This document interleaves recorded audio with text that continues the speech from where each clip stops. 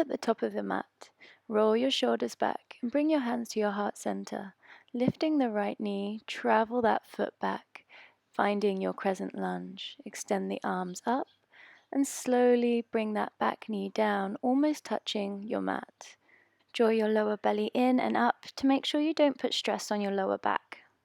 Squeeze your inner thighs together for added stability, and if you have a pair of dumbbells, you can use these for more intensity. Just bring the arms alongside the body if you're doing this, and then repeat on the other side, taking about a minute's rest between each set. Step to the back of your mat and interlace your fingers. Place your forearms down onto the mat. Bring your elbows about shoulder width distance apart. Tuck under your toes and lift your hips up and back, finding yourself in your dolphin. Shift the body forward, drawing your nose in front of your interlaced hands. Engage the core, legs nice and active, and try to come nice and low to feel the core really fire up. Push your hips up and back. As you shift forward, keep your bum tucked to contract the core muscles. When you finish, bring the knees down and sit back into your heels, finding this restorative child's pose. Breathe deeply to calm your breath and mind. Hips up and back, find your downward facing dog. Right leg lifts, begin to stack the hips and take the knee in circles one way, nice and big, 3 times, and 3 the opposite. Return to your 3-legged dog. Travel the foot to the outside of the right foot, coming to lizard lunge. Take about 10 lizard bounces, working through the hips and increasing flexibility. Travel the leg back, 3-legged dog. Left leg lifts, inhale, stack the hips, taking that knee in big circles one direction, working through hip mobility here, and then extend footsteps to the outside of the hand and bounce through the hips. Getting nice deep bounces.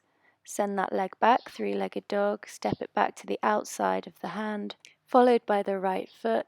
Bring the hands to your heart center. Drive through the heels as you come all the way up and squeezing your bum to fire up your glutes. Sink the hips back down and slowly pulse 12 times. And no need to start from the beginning of the sequence again, just repeat these goddess squats 3 times. Heel toe your feet together and roll your shoulders back.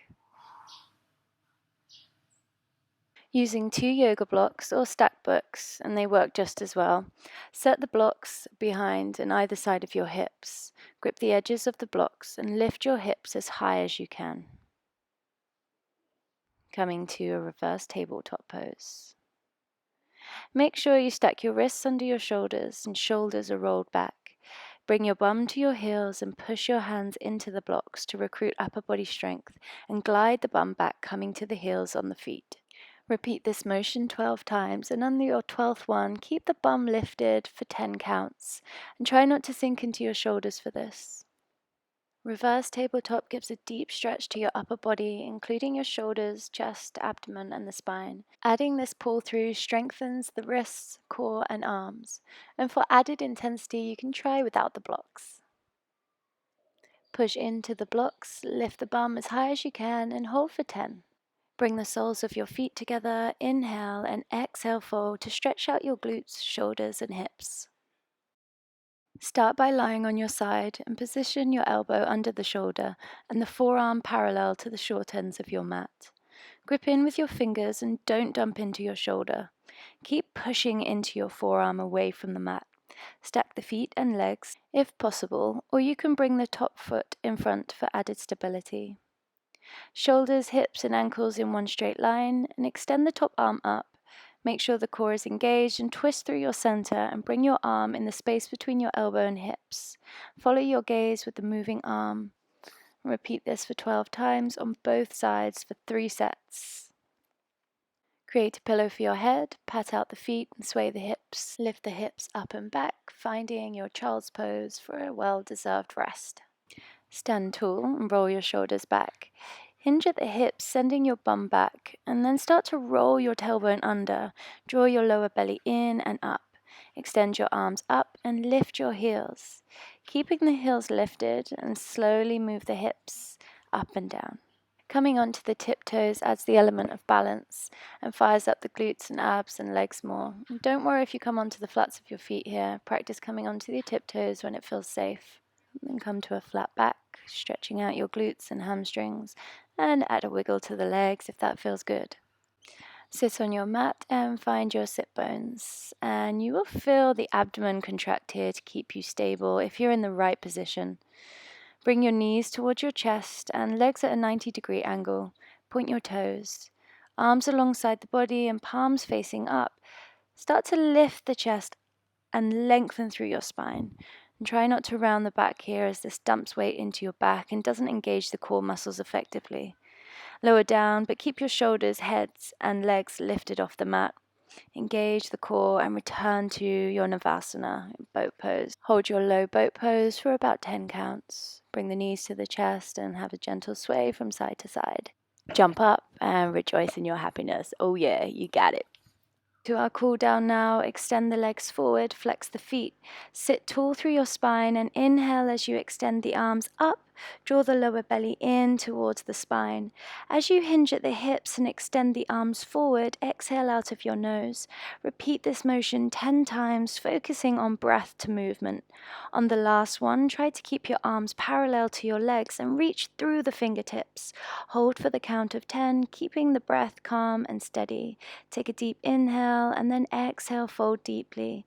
Relax your neck and bow your head. And if your hamstrings are tight or you find it difficult to breathe smoothly, give a bend to your knees. Place the front shin parallel to the top of your mat and flex your foot to prevent causing stress to the ligaments of your ankle and foot. Slide the back leg back and square the hips, rolling down the left hip if that's the extended leg. If you're having trouble here, slide a blanket or block under the right hip to maintain this position. Press into the hands and lift the chest forward. Work on internally rotating the back thigh, and do this by tucking your left toes under, lift the knee off the floor, and set down onto the mat. And take a deep inhalation here, broaden the collarbone, and exhale, take the fold if that feels good, going deeper down onto your forearms, finding the mat or blocks. Deepen your breath and relax into this pose for 1 minute. And repeat on the other side. Try to relax the mind by following the breath as it flows in and out. Find stillness as you open the hips and expand through the breath. Bring the soles of your feet together and take the torso in circles just to gently open and stretch the inner thigh muscles, coming to Baddha Konasana. Without forcing, draw the knees down towards the mat and open the hips and lengthen the inner thigh muscles. For more of a restorative pose, bring the feet further away from your body. Sit tall through the spine, roll the shoulders back, take a deep inhale and exhale, fold, rounding the back and drawing your forehead towards the arches of your feet. You can also place a block on the arches of your feet if your third eye doesn't quite reach, or use a pillow or two to melt down into for extra comfort.